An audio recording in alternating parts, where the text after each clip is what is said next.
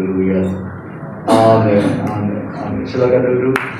Mari bertekuk sorak bagi Tuhan. Haleluya. Bapak Ibu, sebelum saya menyampaikan firman, akan beri kesempatan anak rohani kami Sharon dari Johor untuk bersaksi.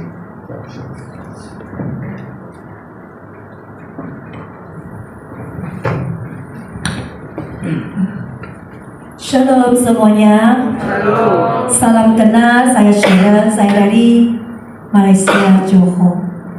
Saya tidak percaya saya bisa berdiri di tempat ini dan bersaksi kebaikan Tuhan. Sebelum saya bersaksi, saya mau doa.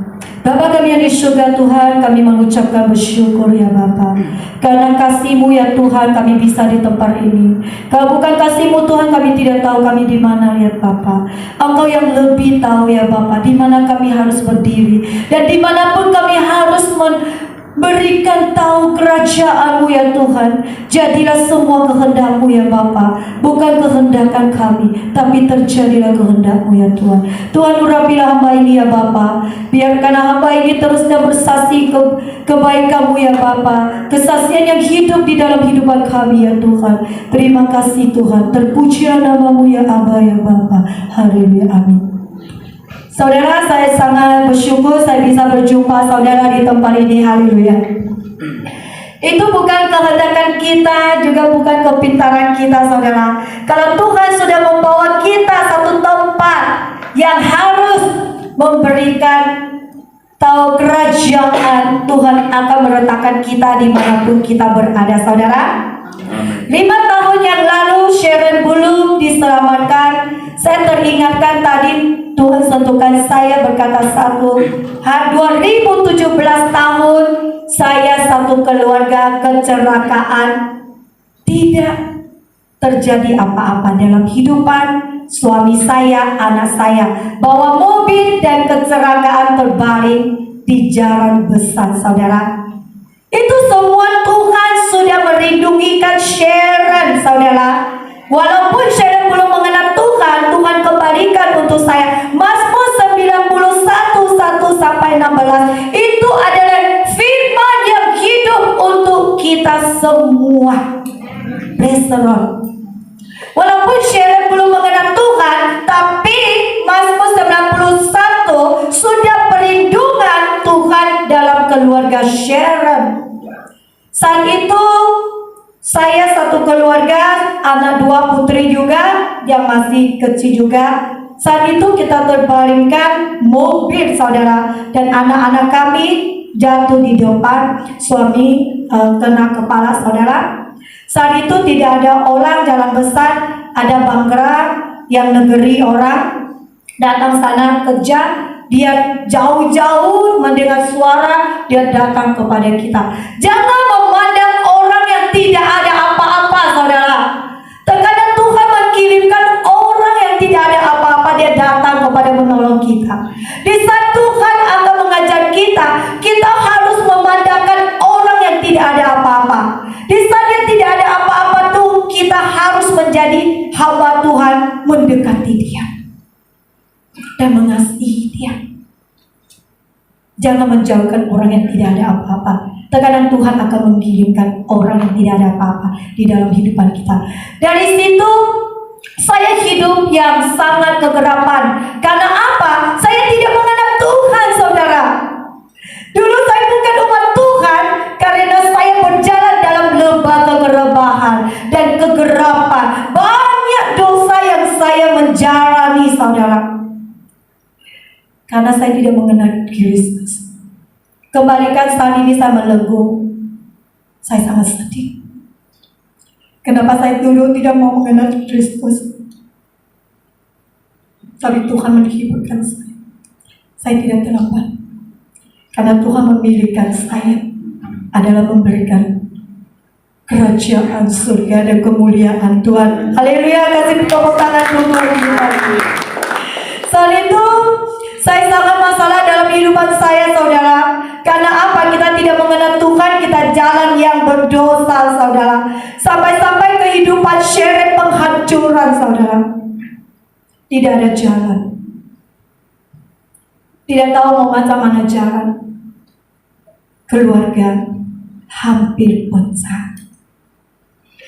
Tanpa Tuhan tidak ada yang mustahil. Saat itu saya pulang Indonesia, Kalimantan, ke rumah saya kawin Joko. Saat itu saya sudah tidak ada jalan, sudah tidak berdaya, saudara. Bapak saya membawa adik saya pergi berenang. Saya belum mengenal Tuhan, saya takut air, saudara. Saya tidak mau mendekati air atau laut. Saya tidak mau, karena saya takut. Saat itu bapak saya melihat satu gunung, saya juga memandang, saya berlari dan berlari seperti kehidupan kita. Terus berlari. Bukan kita mengenal Tuhan, kita hari-hari berkata, Tuhan, aku mau hidup yang baik. Tuhan tidak pernah janji dan hidup kita selalu rata.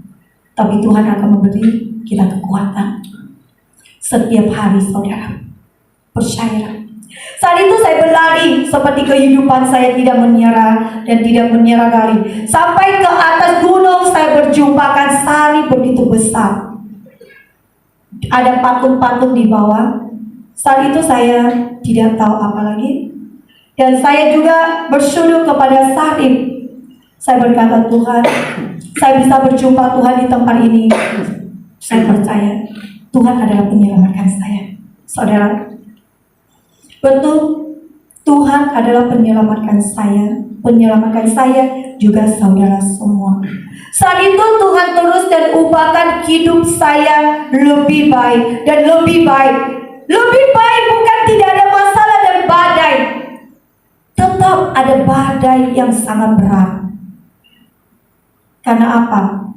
Kita mau mendekati Tuhan. Tuhan mau didikan kita. Dan Tuhan mau membangunkan kehidupan kita. Tuhan mau menyucikan dosa kita. Dan Tuhan mau terus membawa kita berjalan dengan kekudusan. Di saat kita ada masalah dan badai, saudara, jangan bertanya kepada Tuhan, Tuhan, kenapa saya selalu ada masalah, atau keluarga, atau suami dan istri, atau ada kesakitan. Berkatalah, terima kasih Tuhan, karena 2000 tahun yang lalu Tuhan menyelamatkan saya. Dan Tuhan mengorbankan untuk saya dengan darah Yesus yang begitu mahal. Maka disitulah kamu akan melihat kasih Tuhan dalam kehidupan saya. Keluarga saya tidak selamatkan Tuhan dan tidak mengenal Tuhan. Semua adalah sembahyang Cina, suami saya. Tapi bagi manusia tidak mungkin akan terjadi. Dalam 5 tahun, begitu pendeknya masa. Mata tutup sudah 5 tahun yang kita mengenal Kristus. Saya ada satu mertua saya yang sudah tua 70 lebih. Dia takut saya membawa anaknya masuk Kristen. Dan dia suruh anaknya jangan ikut saya masuk Kristen. Karena apa? Tidak ada orang sembahyang dia nanti mati. Karena dia tidak mengenal Tuhan, saudara. Kita jangan membalas kejahatan di depan kita atau keluarga kita. Kita tetap bersujud kepada Tuhan dan minta belas kasihan Tuhan dan menangis kepada Dia. Percaya tak, saudara? Mama tua saya selamatkan. Tanpa iman, menangis kepada Dia di tengah-tengah marah. Apa yang kita menabur dengan cucukan air mata tidak sia-sia di dalam kehidupan kita, saudara. Dan Tuhan tidak akan membiarkan air mata kita itu sayang. Hari-hari kita tidak melihat pekerjaan Tuhan, maka Tuhan akan menaburkan air mata kita di dalam tanah. Maka tanah kita akan menjadi basah. Maka itu akan hujan pertobatan akan terjadi dalam keluarga kita, saudara. Bukan hari ini kita berdoa, hari ini akan mujizat terjadi, tidak. Kita akan melewati badai, kita melewati sesuatu yang tidak nyaman di dalam kehidupan kita, di daging kita. Tuhan mau lihat, apakah kita setia, apakah kita mencintai Tuhan, Apakah kamu cuma Tuhan mau selamatkan keluarga? Tidak Tuhan. Aku mau mengikutimu. Seperti Tuhan juga selamatkan kita di dalam dunia.